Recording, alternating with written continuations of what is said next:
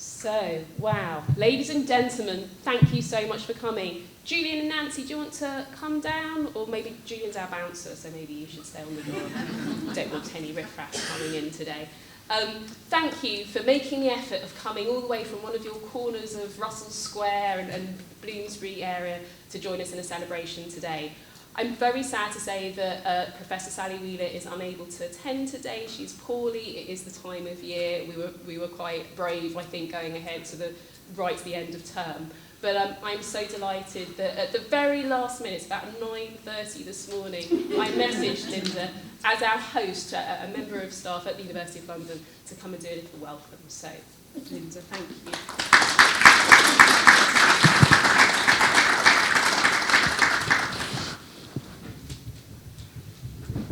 Oh, well, thank you very much, Sarah, for inviting me. It's such an honour, and it's lovely to see lots of people here who I've met online quite often, but not so often in the room. So it's lovely to see people in person, and it's very nice to see some people that I've known for a really quite a long time, and lovely to see people's careers. So, welcome to the University of London, welcome to Senate House, right at the centre, or part of, rather than the centre, of the Bloomsbury area. So I'm Director of Online and Distance Education here at the University of London, and I also lead our Centre for Online and Distance Education Code. It's so lovely to have people here joining us to celebrate BLE, the Bloomsbury Learning Exchange. Established in 2004, as we've seen on the video, the Bloomsbury Learning Exchange is a consortium of 7 higher education partnerships: Birkbeck City, London School of Hygiene, Tropical Medicine, RVC, SOAS, UCL, and the University of London.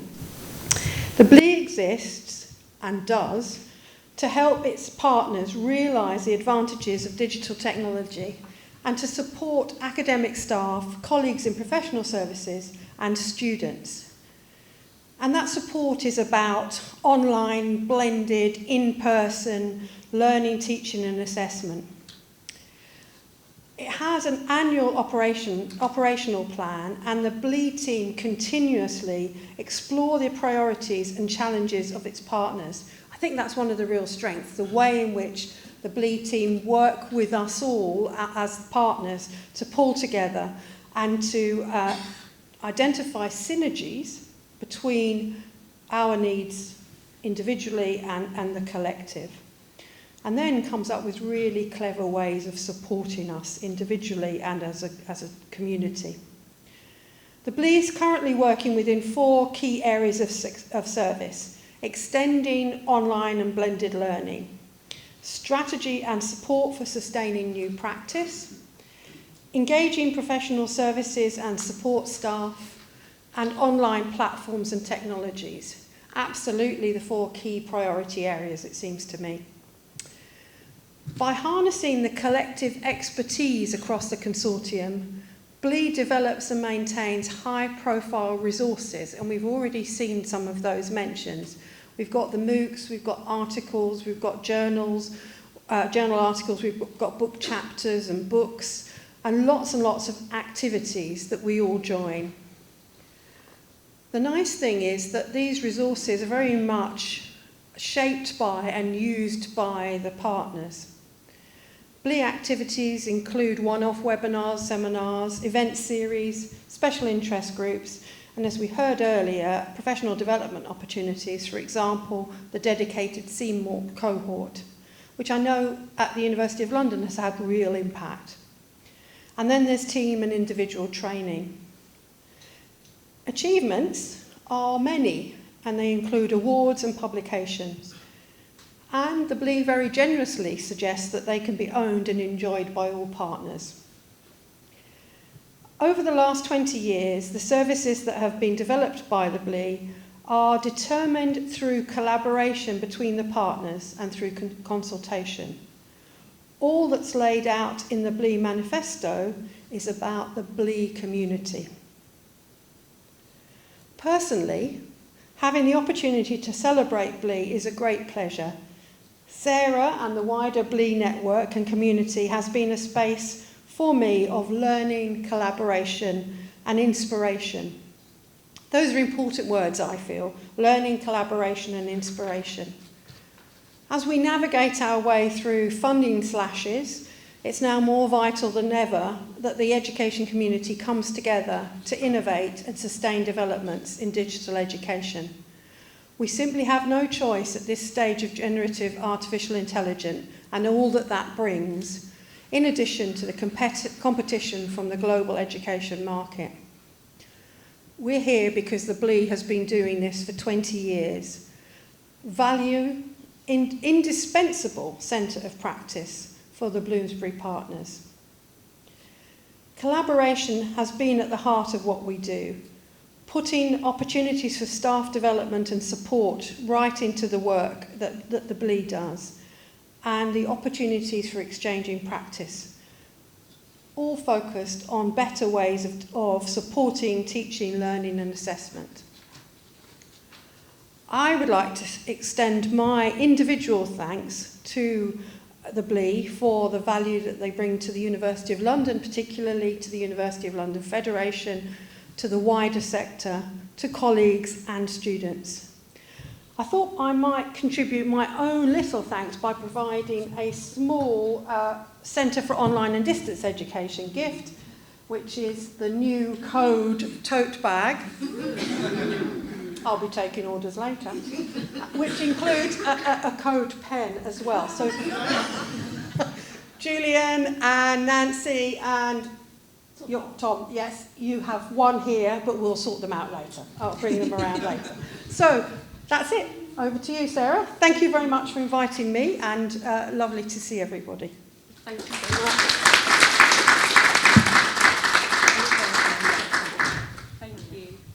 Thank you so much, Linda, for setting us up for today. So I'm going to hand straight over to Tim, who I've known for probably 20 years, maybe more, who's going to give you his keynote presentation.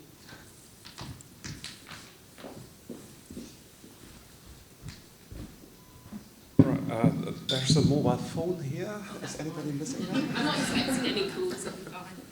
You are going to need this in a few moments, and that's a warning for everybody. Well, if all goes well. So I've prepared a little gimmick, but with all things technology, things can go wrong. So let's see how we are going to do. Let me call up my slides. So the first obvious question might be, why am I occupying this speaking slot, and why is it called a keynote? And the answer, well, I don't have a really good answer, apart from, oh, the slides are not working. Okay. Oops, yeah. Apart from Sarah invited me with a long list of things that I've contributed to the BLE, therefore here I am. So I thought I'd take this opportunity to,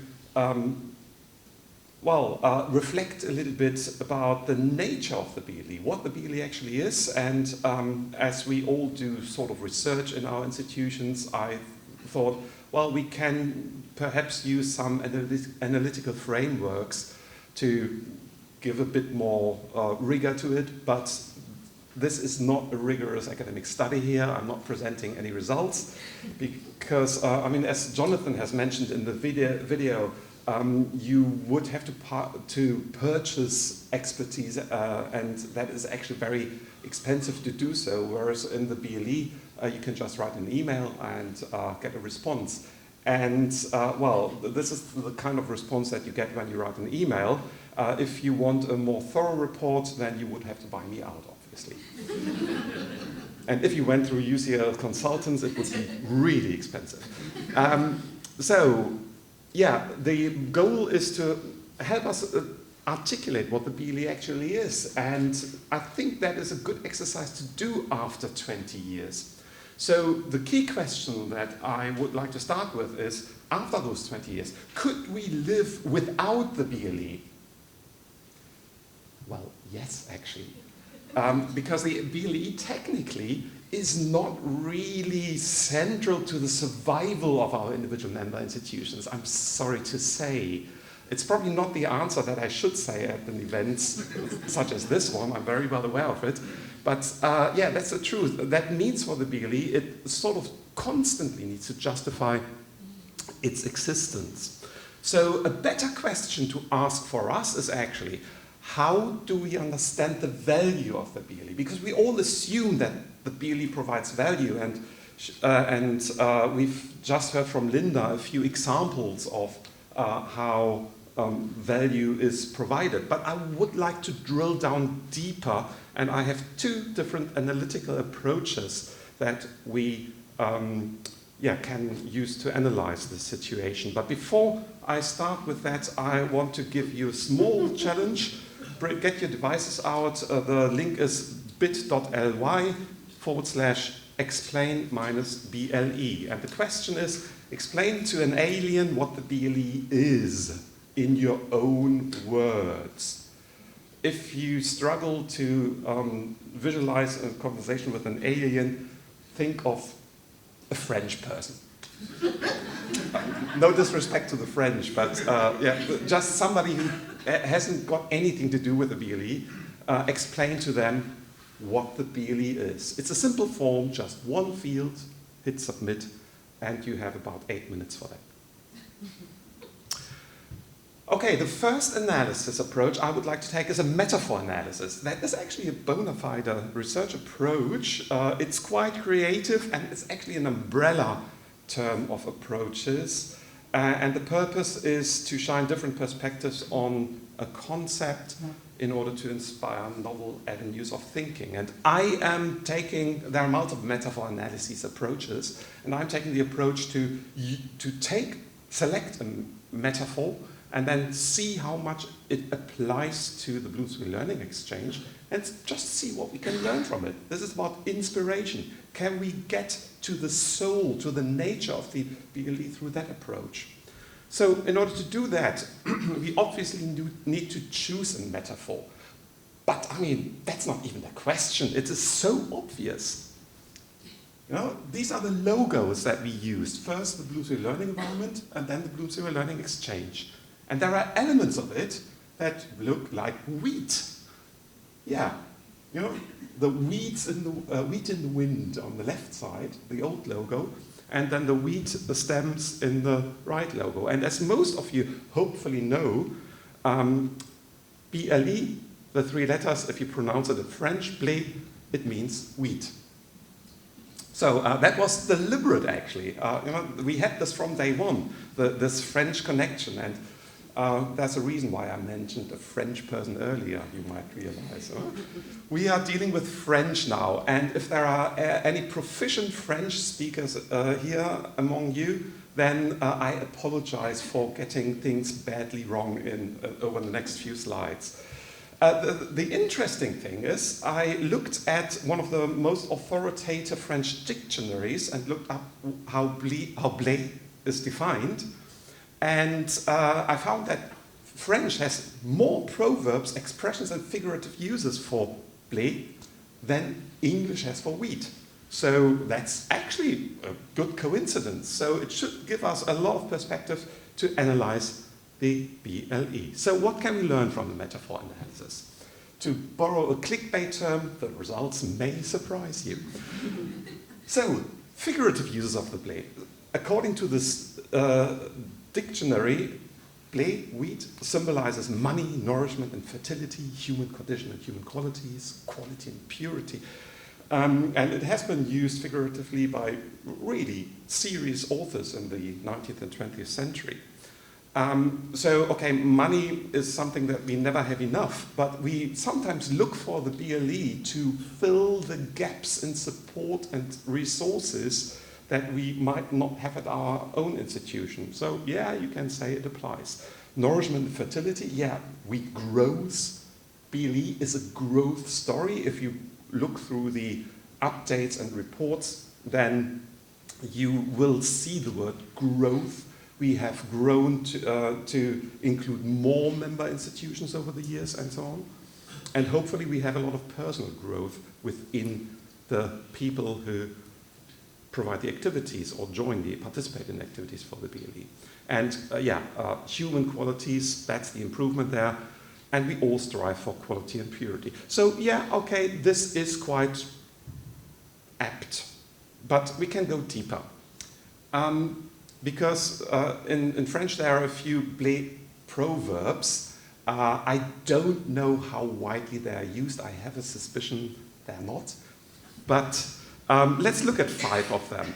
And I'll present them in terms of their general meaning, and then also in terms of how we could interpret this to an EdTech context or to a collaboration context. So, bon champ semé, bon blé rapporte.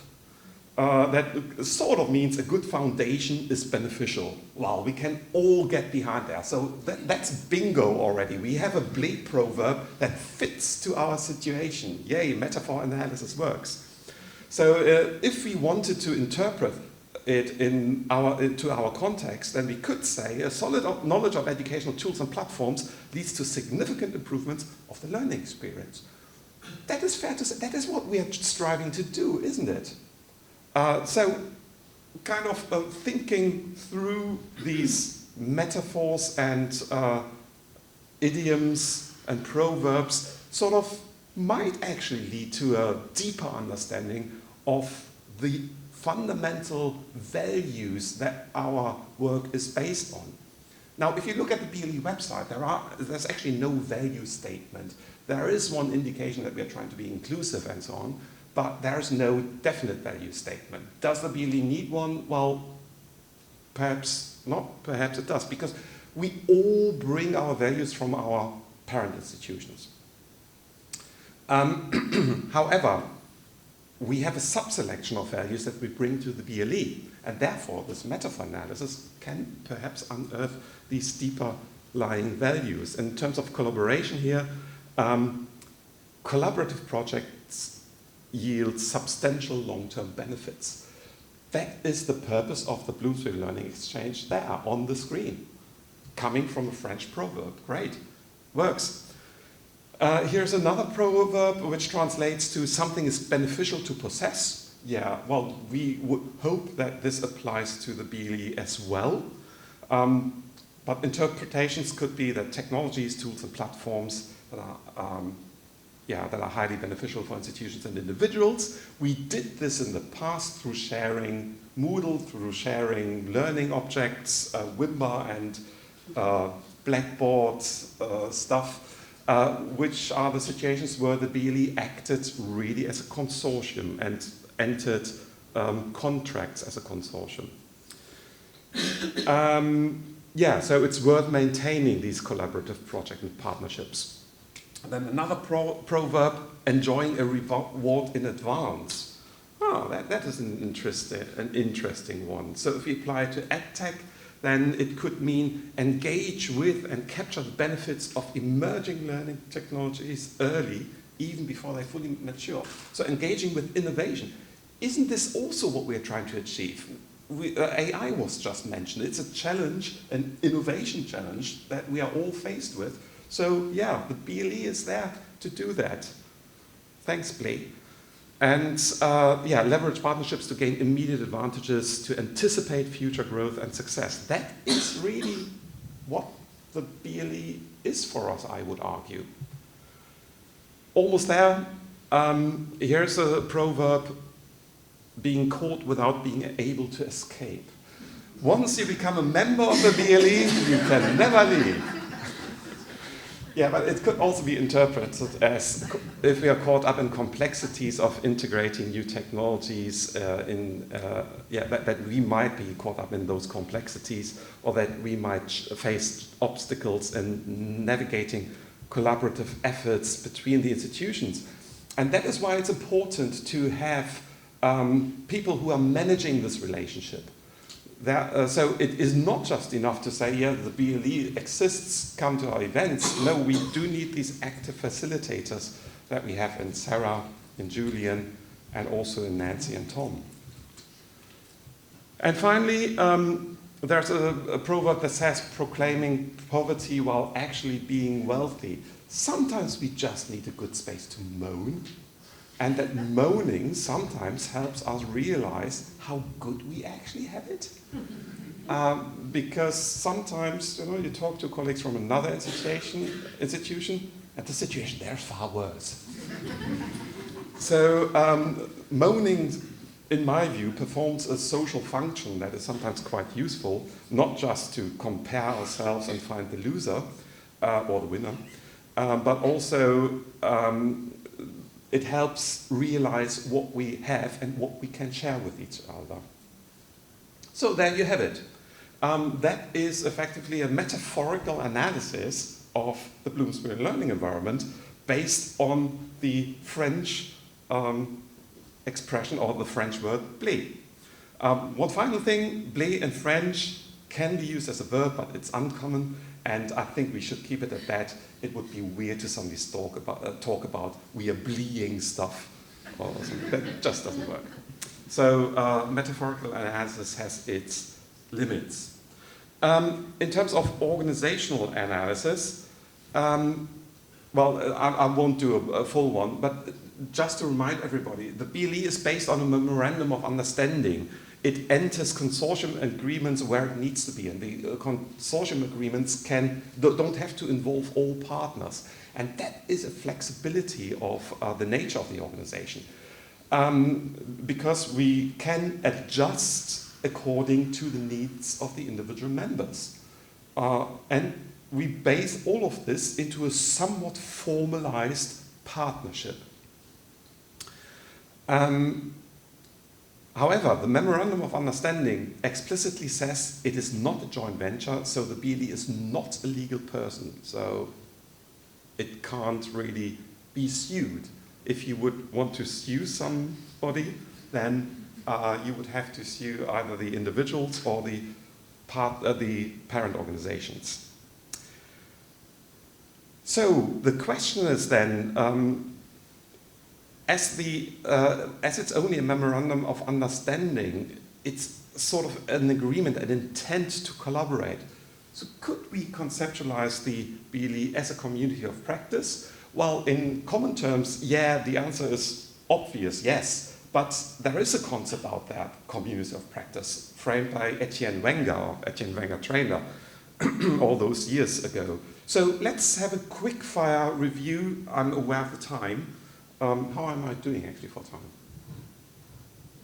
5 minutes. Yep, okay, good. So let's do a very quick fire scoping review of how much the BLE fits the definition of a community of practice as defined by Etienne Wenger trainer. So, and by the way, I thought there would be another French connection, but unfortunately Etienne grew up in the French part of Switzerland, so not quite. At least the language fits. Yeah, so a community of practice has 3 structural characteristics: knowledge domain, the community, and the practice done by the community. So the characteristics for the domain are, we have a common ground, tick, digital technology. It inspires participation, and that means it inspires participation intrinsically. Oh yeah, we have an intrinsic desire to solve problems relating to digital technology.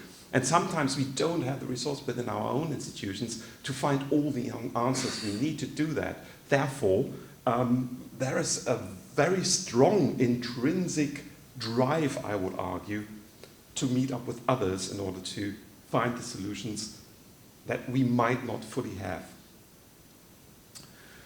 Or at least work together to generate them. It guides learning, that's what we have the events for, what we have the team that creates the events for, and it gives meanings to action. So that could be measured by, we come away from the events with a plan for action or with a deeper understanding. In terms of the community, a community of practice characterizes itself by creating a social fabric. And that is really what we need Sarah and Julian for. We could just stipulate and run events, as many of us, of our institutions do. We run events and people from all over, well, the country or the world attend them. But by having a regular exchange locally with people with whom we build a deeper connection, a regular connection, I would argue that makes this collaboration stronger. And that is what Sarah and Julian are so good at putting onto our agendas. So they are fostering these interactions. That is a key characteristic of a COP. And through these events and projects and initiatives, it encourages people to collaborate and share ideas. And ultimately, it establishes a sense of belonging. And as you're all here, I would hope that you feel that you have some ownership of the Bloomsbury Learning Exchange, some own responsibility of contributing and to the collaboration. Finally, practice is effectively the body of knowledge that we are producing. We can see this through, in a simple form, meeting summaries, meeting recordings, but then also we produce, as we established earlier, we produced MOOCs, an ebook, tons of events, contracts, and lots of other stuff that are tangible outputs of the body of knowledge. And I just mentioned a few methods by which we created those. And that creates stories, and we were rewarded for telling those stories with the, back in 2011, I think, with the old commendation in the Team of the Year Awards. We have plenty of cases and case studies that document those. And also tons of documents that we are sharing informally and sometimes formally in the form of the MOOCs. Or if you remember the BLUC that came before the MOOCs, then that is another one example. So in the interest of time, there are, I'm skipping through the next bits rather quickly. There are other characteristics, such as a COP is autonomous to a degree. Yeah, that's what the Memorandum of Understanding does. The BLE would not be that autonomous if we did not have that. There is a degree of informality. You can dip in and out as you like. There's peer-to-peer learning. People contribute. We learn from each other. We do have a structured framework. The relevance of digital technology is, defined by our job roles, and we produce visible results. So there should be recognized value. In other words, the BLE ticks all these boxes, and in interests of time, I could go on and ticking more and more boxes. I've thought this through, and I could easily mention examples for every single one of these points. If you wanted to do a more thorough analysis, Etienne Wenger-Trainer has also developed with other people the value creation framework with the intrinsic immediate value that people get out of just by participating. It makes you feel good, you learn something. That creates potential value. Oh, I've gained some insights that I could apply in my own institution, and then I apply it as the applied value. So the first three categories are very obvious in our Bloomsbury Learning Exchange partnership, but the other ones as well. So if you were to run the proper study, then you would end up with this in order to, the diagram such as this one, in order to measure your values. There's one point, though. Yeah, the BLE relies on volunteering. I mean, all the work that Sarah and Julian are doing and bringing us together and forcing us to engage almost, still relies on you, all of you, to do your part. So don't ask what the BLE can do for you, but ask what you can do for the BLE. That is what you always say when dealing with volunteering institutions. But I think that's a little bit misleading. I would strike through the don't, because you can actually ask what the BLE can do for you, and Sarah and Julian will have an answer. And if the answer doesn't exist yet, then we'll form a new SIG, we'll form a new project, or you bring the project to it. So yes, still ask what you can do for the BLE, but it is perfectly appropriate, as we've seen from the past achievement, that you can ask what the BLE can do for you, and it will deliver. So the BLE engagement will provide this immediate value, the potential value, the applied value, but also the other bits. So I would like to ask you a question with hands up.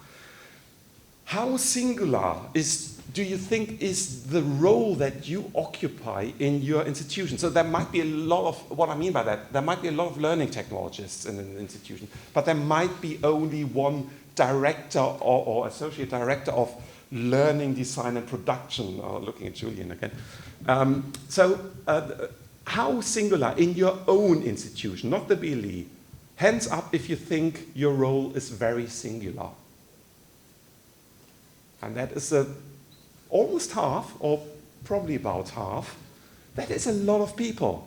That makes you potentially very lonely in your institution because you don't have anybody to talk to. But guess what?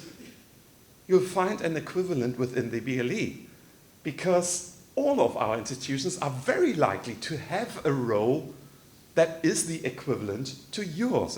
So you're not that unique anymore, I'm sorry to say. But you gain the opportunity to exchange your professional experience with someone who understands you. And if you don't know who that is, then, as Julian has said in this video, fire out an email or ask Sarah and she will tell you. So the BLE, and I think this is really important, that's often overlooked, eases this professional loneliness that can sometimes occur. And when it occurs, it creeps in silently, often without us realizing. So thank you for being there, BLE, in Sarah's words from the video. Okay, let's bring it all together. After all those 20 years, could we live without the BLE? That was the initial question. Would we arrive at a different answer? Well, actually, I don't think we would arrive at a different answer because the conditions are still there. Technically, we could live without the BLE. However, there's a big fat but now. Single T. We're a family event here. Without the BLE, as I hope I've shown over the past few slides, we would impoverish ourselves and we would lose the community for crier famine. That is the, in one of these proverbs.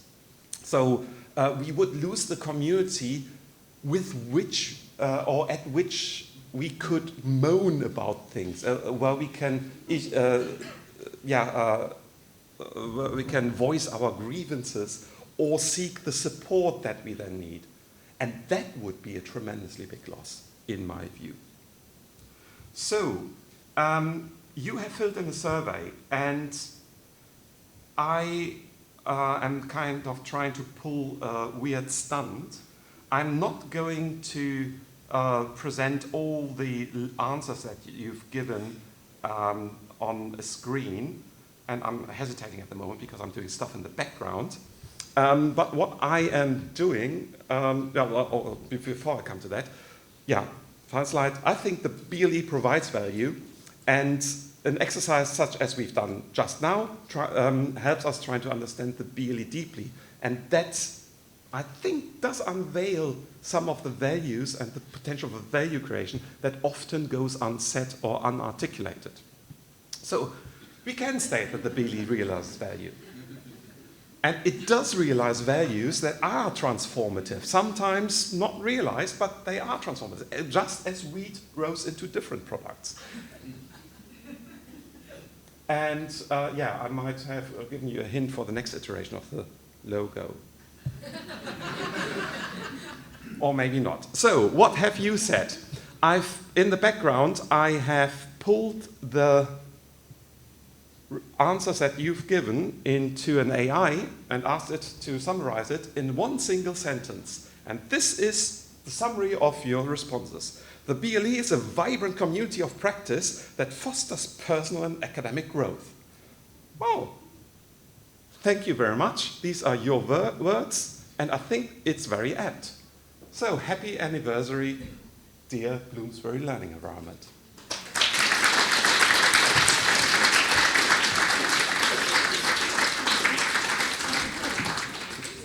You are asked him to present, and you know he's going to deliver. So thank you so much.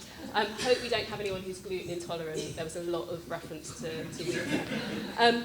I would like to call upon 4 friends of the BLE to come and have a chat with me now.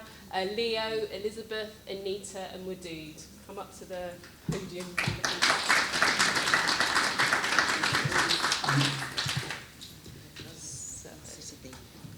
So, I'm actually going to move this way. Oh, yes. Don't sit on my bag.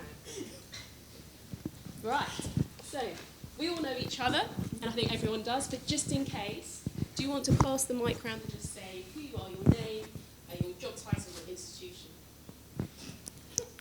Is that on? Oh, hi. Hi, everyone. I'm Leo Havman. I'm a program development advisor at UCL since a couple of years. Been at UCL for a few more years. Previously was at Birkbeck for 10 years. So I've been involved in the BLE for most of the 20 years. Hello, everybody. My name's Elizabeth Charles. I'm the Assistant Director of Content and Delivery at Birkbeck Library. I have been involved with the BLE almost as long as Leo has, with Sarah. I'm going to skip me.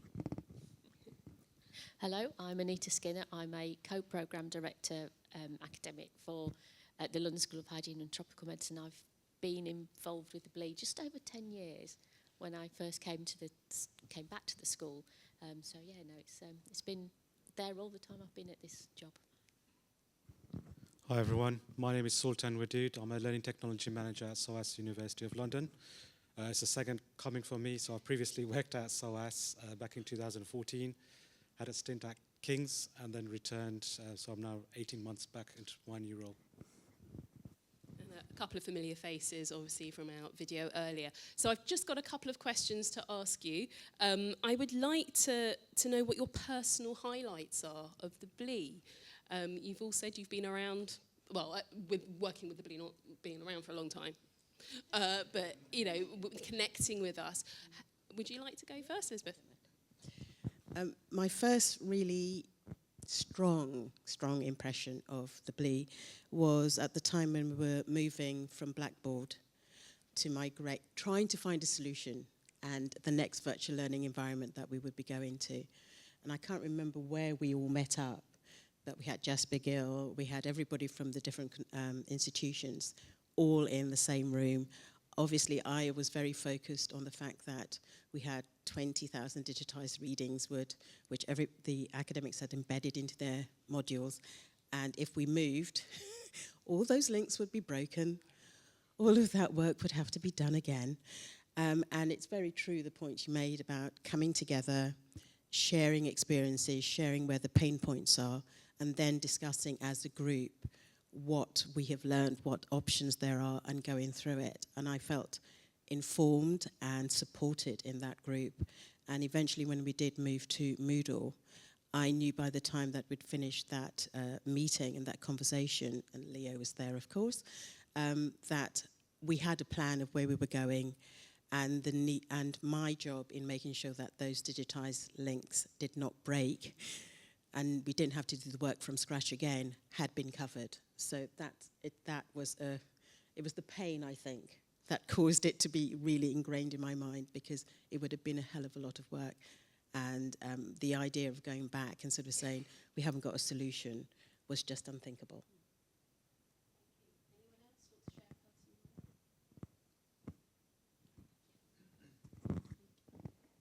Thanks. Thinking back to the first stint I was at SOAS, I was very early stages in my career. I've bounced around between different institutions, and Linda knows me from a previous life. So I've worked in a number of institutions, didn't quite know where I was going with my life. And I think when I came to SOAS and I got introduced to the BLE group, we had the CMOC cohort. And I think it's only then when I kind of reflected upon my career path and my skills and the direction that I wanted to go. It was kind of an eye-opener in terms of what's possible. And just talking to like-minded individuals and what you talked about, career growth in terms of what's possible. if you're somebody very new in their career path, not knowing which direction to go, just being able to talk to people who has gone through all the pathway up to senior management and so forth, just being able to talk to somebody to say, how did you get to where you are? What do I need to do? Just sharing those experiences, understanding, this is what I need to do in order to get here. Just coming back to the BLE and now becoming a manager, just looking back, where it was, and just having those conversations in the CMO groups, having those kind of frank discussions with Sarah and Leo, and I remember Elizabeth, just talking about, what kind of experiences did they have, what did they do, and just being able to start my own path towards that. It really helped kind of formulate in terms of my career path where I wanted to go. So just, looking back, really helped me kind of develop to where I'm at the moment. Shall I go? Mine's quite personal, really. So when I first started in the role I'm in now, I was coming back from having children and stuff, so I felt very out of everything.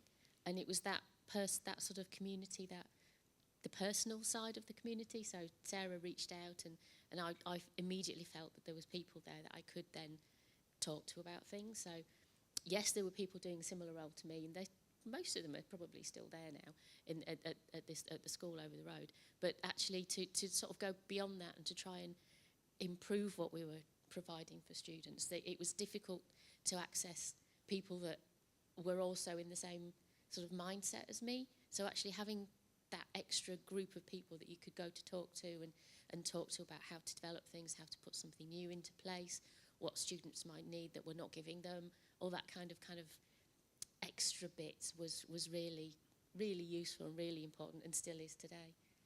And it works two ways as well for me, Anita, because Anita is one of many academics that I've worked with who I will wheel out if I need to get an academic who's doing something clever or innovative, or just wants to show what's possible. So thank you to you guys as well. Did you want to add?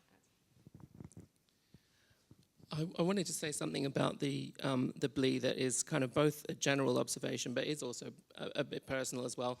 I think one of the most brilliant things about it is how, as a group, as a leader as well, Sarah, you've made sure that it's always been very collaborative and open. And it's rare to see the amount of collaboration across a group of institutions that we've had amongst this Bloomsbury group. But also what's really amazing is that you've always kind of taken it beyond as well and made it more open to a wider community. And you haven't seen that as just like we're being nice and kind of giving stuff away and sharing our wisdom, which is, of course, is a wonderful thing to do as well. But also that with the ethos that we gain back as much as we share. And I think that, that working that way was quite influential in my thinking as I kind of came into being a learning technologist and developing my practice and then developing my research around open education. And quite recently I interviewed a kind of eminent scholar in the field for my research, and she was saying, unfortunately, the policy drivers in the HE sector really encourage us to think of ourselves as in competition, and that what we're trying to do is get the competitive edge over each other. And I think the BLE really serves as a wonderful shining example of how an alternative path is possible. Thank you. I'm so glad this is being recorded as well. Thank you. I have another question for you all, which is, what couldn't have been done at your institution without the BLE? Would anyone like to take that first? Okay, thank you, Elizabeth.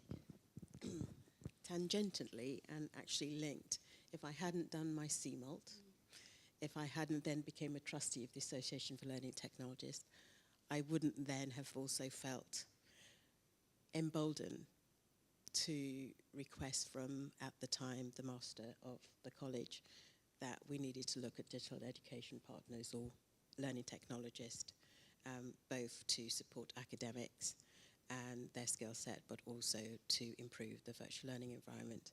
And Leo will know how many years we had conversations about the lack, the vision, the scope of resources to support that. So I took it upon myself, because I'd been there long enough and quite confident in myself to actually approach David Latchman And he eventually said, okay, if you feel so strongly, set up a steering group, which I jumped on and did, and along with Leo and other academic colleagues, we did have that steering group. It was set up, and our recommendations were, the report came out, the results were put into practice and were adopted. So that is where we now are with our digital education partners. But it was, if I hadn't been involved in the BLE, done the CMOLD, gone through that path, I would never have considered, oh, this is nothing to do with me, but I see that there's something not right, and taken that initiative and done it. So I will always be very grateful for that support and that ability to do that. I was about to say the results of your action, some of them are sitting out here. So we've got, a head of digital education and lots of learning technologies. One you saw in the video earlier, and Dwayne's here as well. So thank you. And yeah, they're glad that they've got a job as well. Marvellous. Well, who'd like to go next after that? Thank you. So in a sort of a similar vein, this was something that so the digital skills awareness course, which I have to say I really enjoyed being involved in before it was made. Yeah. So that was really enlightening from the point of view of actually being able to look at what students needed. So that kind of opens up one area of knowledge and understanding that it actually it's across the board, and students, a lot of our students are having the same issues and things. So okay, jump forward to when it was put brought to life and made, and so that we took that and we were able to. It's been through so many sort of levels of development now, and it's now become this course that we offer to students before they're even registered with us. So it's really moved into a whole new realm, and without that, and without the BLE also having, helping me to get that perspective on students, but also giving me the tool that I could use to help develop something, that wouldn't have happened. So I think all of our students, not just the distance students, we use it for the intensive students, which is what I call our face-to-face, but also our online face-to-face. Anyway, so all of our students now have a way of experiencing some part of being at school before they even come, which I think is setting that sort of ground level understanding for them and their expectations even before they start with us. I'm probably going to talk about the CMOLT again. So it's not quite at the institution I'm at, but I was just thinking back when I was at King's. We only had a handful of people who had completed CMOLT.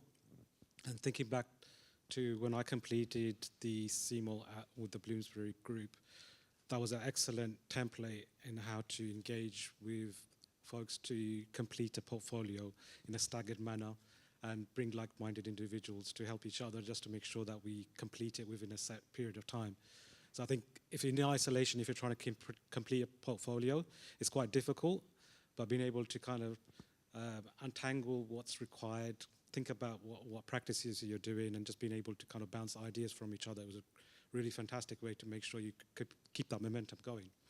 So with that in mind, I pitched a proposal at King's. We got funding, and then we had, I think, 15 colleagues around the institution using the template. Basically, I pinched your template essentially, but we tweaked it slightly with the kind of provisos around teams and putting some more additional resources and mentors. So it was a slightly enhanced version of what you had, but it was fantastic. It went phenomenal, and we had really good responses. So even now, even though I'm no longer part of King's, it's moved on, and there's every single year there's like 20 or so colleagues. So initially when we started, I think 3 years of when I launched it, we started off with CMOLT, then we went to associate, and then the final year before I left, we introduced also the senior level, and now we have a very clear pathways in terms of getting the CMOLTs, but also doing the refresher as well. And it's a really good template, so it's something that we wouldn't have been able to do. I say we, because at King's when we were there, we wouldn't have been able to do that if I hadn't done the CMOL at the Bloomsbury Group. Thank you, and an opportunity to remind all of you here, if you haven't got your CMALT, or you're thinking about it, or senior CMALT, Julie from City runs the BLE cohort, and we're starting that early February. So come to the introductory session after Christmas, and lots of nods there. Dale, I'm watching you as well. Leo. Well, that's a great example of the impact, the wider impact of the BLE and the open sharing that you've done beyond the consortium members themselves. Great to hear. And yeah, I wanted to go back a little bit further into the mists of time, thinking about what couldn't have been done about when, because I had originally joined Birkbeck in order to work on migrating from what was then WebCT to Blackboard. And around that time that I joined Birkbeck, I think we had around 500 modules that we actually really had a proper active presence on the VLE. And after 3 years on Blackboard, that had increased quite substantially to at least of 1,200 or more. And then we were like, okay, now we're moving to Moodle. And I don't know how we would have handled that, or how I would have in particular handled that, if not for that kind of supportive community of colleagues across the consortium who were all kind of, really we were all in it together. And we all kind of had to kind of ask and answer similar questions at the same time. That was just incredibly useful and beautifully coordinated by you, Sarah, as well. Thank you. A lovely trip down memory lane with all of you. Thank you so much. And these guys, you're going to stay on and we'll have some lunch together in a bit. So if you've got any anecdotes or memories that you want to share with me or with each other, that's what today's all about, really. So if you guys want to just stay here, you can do that, because I've got a few last words I want to say. Let me just move.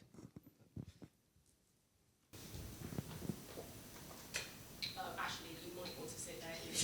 That wasn't a good ban.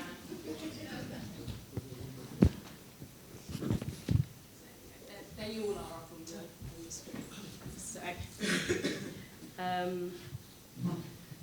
So I just wanted to take the opportunity to have a few thoughts of my own, just in closing. We've been talking a lot about 20 years. What does 20 years actually mean? So I did a bit of my own research, Tim, not quite as academic as yours, but 20 years ago, these are the films that we were watching, or maybe not all of us were watching, at the cinema.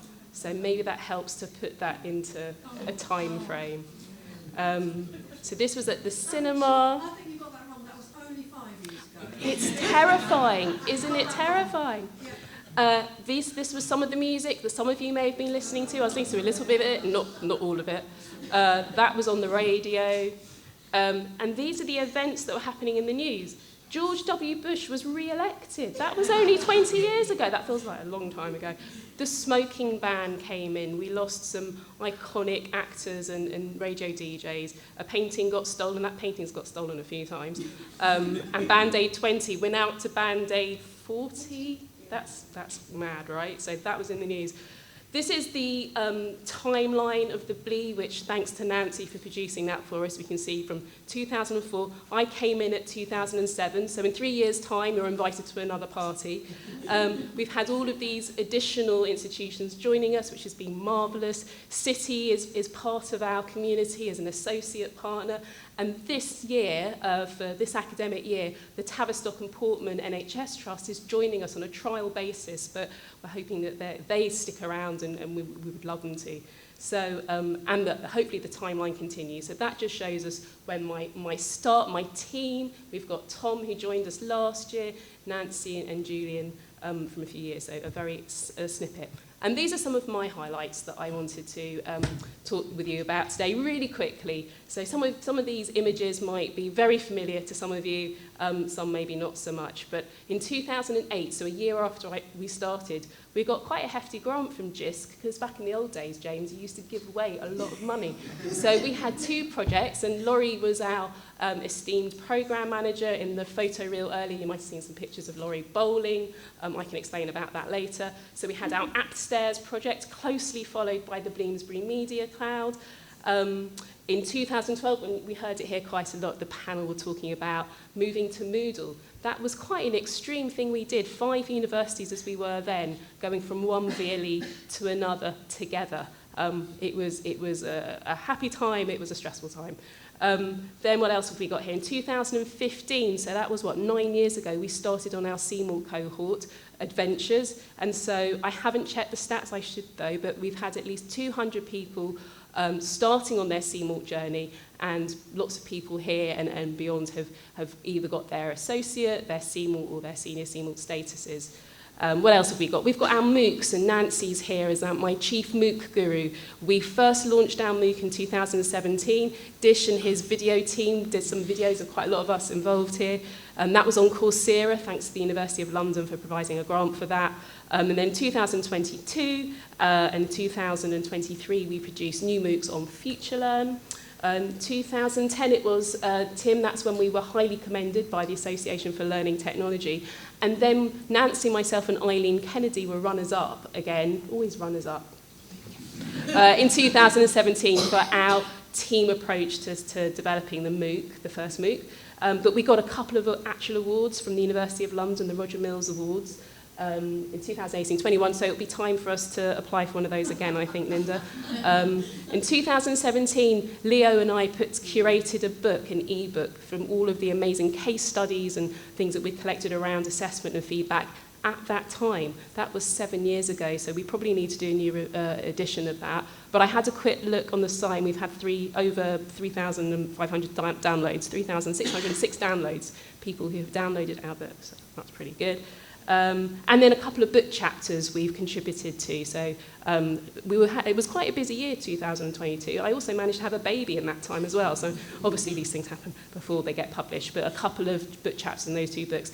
And like I said earlier, I think in the video, and I think Tim said it as well, the BLE is a community. You guys own that. So you have contributed to chapters in textbooks and MOOCs that are out on FutureLearn and Coursera. So we were in this together. So I'm really excited and delighted that Sheena has been able to join us today. Sheena is one of the co-founders of the BLE. She was the IT director at LSHCM and left in 2012, which I still can't quite believe. But it's really bad practice just to put up a slide of lots of writing, so I am going to read it to you if that's all right, Sheena. But these are Sheena's words. She didn't know I was going to use this as a quote. I then checked with her afterwards. So this was literally just from email communication we had had. It's hard to believe that the start was so long ago, but I remember it being a very exciting time. It was really inspiring to work with people from all other disciplines, Mandy with her academic teaching background, and Nick with his veterinary and multimedia background. I always look forward to our BLE meetings, which I definitely couldn't say about all meetings, both at the start and when the BLE expanded to include other institutions with representatives from other disciplines, and Sarah came on board as well. I may be wrong, but it felt quite innovative to be collaborating with other institutions in this way at that time, particularly as VLEs, as they were then known, were only just getting off the ground. I used to leave our meetings buzzing with ideas and enthusiasm, and I'm so pleased that the BLE is still thriving and serving the Bloomsbury education community. I've got shivers down my spine just reading that, so thank you, Sheena. Jazz, who was the former IT director at Birkbeck, was supposed to be here today, but unfortunately, he's unable to attend, but this was the quote that he sent me as well. The BLE is one of the few success stories emerging from the Bloomsbury Colleges Group initiative. It only feels like yesterday since I was involved in 2007 with its early development. It's amazing that we're now celebrating the 20th anniversary of the BLE, and this is a testament of the commitment, tenacity, and enthusiasm of the staff that have been involved in its creation and continuous development. It's one of the best examples of innovation and spread of best practice in learning technology through collaboration. Somebody who I really wanted to mention today was one of our other founders of the BLE, who was Nick, who was at the RVC, and I know a lot of his team are here today, or his former team. And I pinched this quote from the Book of Condolences, because sadly we lost Nick about 4 years ago. Nick was a motor of the Bloomsbury learning environment and then exchange community. His stream of ideas and commitment could always be relied on, but fundamentally, his calm manner and soothing voice brought a warm and human component to every meeting, sprinkled with down-to-earth humour. Thank you to Tim, who wrote that quote. So I miss Nick terribly, but I think he would be so enormously proud that we're still here today, still having meetings. He would have been all over this event, for sure. So thank you, Nick. And just before we escape and have some lunch, we've got food provided, a meeting with actual catering. It doesn't happen very often, but I have squirreled away budget over the years, and there's some exciting food and maybe a bit of bubbly and cake as well to enjoy. But just some acknowledgements. I've been in my job, as I said, for 17 years, another 3 to go, and then I'll be joining the 20th gang. But I wouldn't still be in this role if it wasn't for my amazing team, Julian and Nancy and Tom. You know, you guys have kept me grounded, but you have inspired. We worked together beautifully.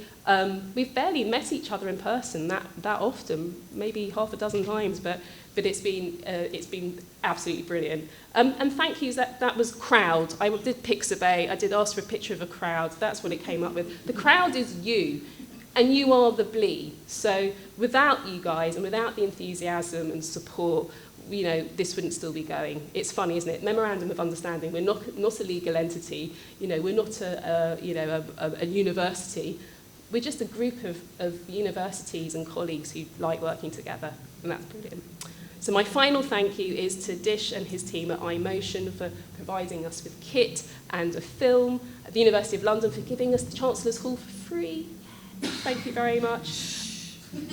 No, it's legit. It's a celebration. It's the University of London, 20 years, it's all good. And thank you also to Brian for taking some photos, so Brian from the RVC. So this today has been a collaborative effort. So yeah, I don't think I have anything else to say other than go and eat some food. It's all out through those doors. Thank you.